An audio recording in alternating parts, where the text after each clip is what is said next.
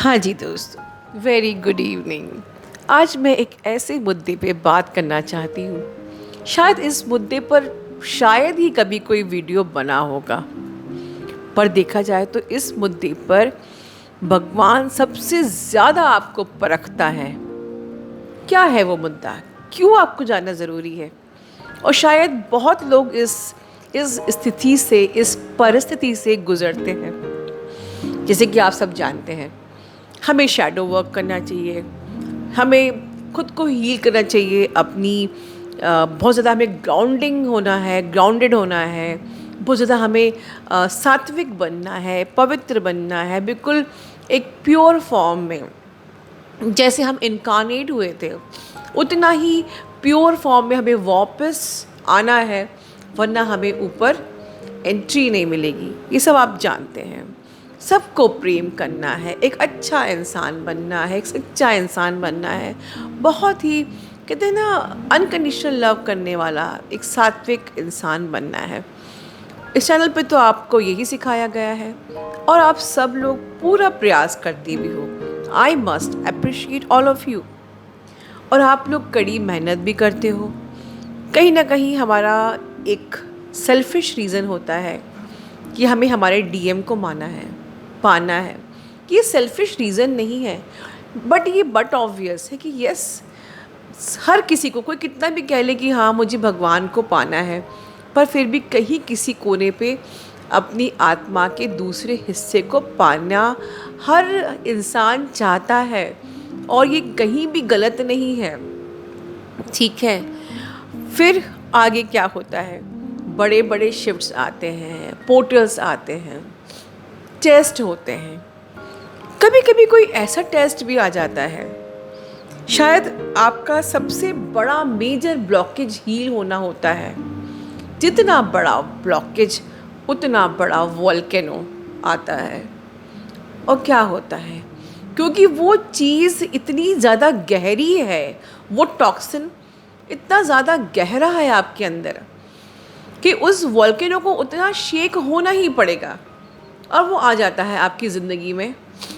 और अगर मान लें कि वो वॉल्केनो आपके डीएम ने ही दिया और आपको लगा जैसे जैसे कि उसने ये कह दिया कि अब बस, अब सब कुछ ख़त्म, मुझे अब मेरी ज़िंदगी में तुम नहीं चाहिए, मैं मर जाऊंगा पर तुमसे कभी बात तक नहीं करूंगा, मैं तुम्हारी ज़िंदगी में अब शक्ल देखना नहीं चाहता।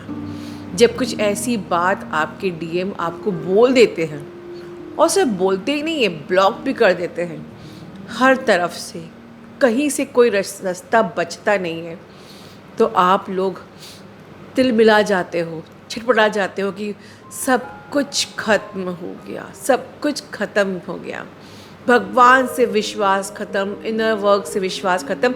हम सब भूल जाते हैं, अरे कौन सा सात्विक, कौन सी ग्राउंडिंग, कौन सा हमें, कौन से कर्म, सब एक तरफ साइड में।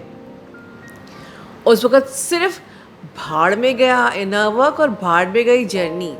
मुझे जब मेरा पर्सन नहीं मिल रहा, I am sorry for this words, I should not use this, but literally उस वक़्त आपकी जो मानसिक हालत होती है, आप सारी चीज़ें एक तरफ कर देते हो, सब भूल जाते हो कौन सा हमें अच्छा बनना है, कौन सा हमें सात्विक बनना है।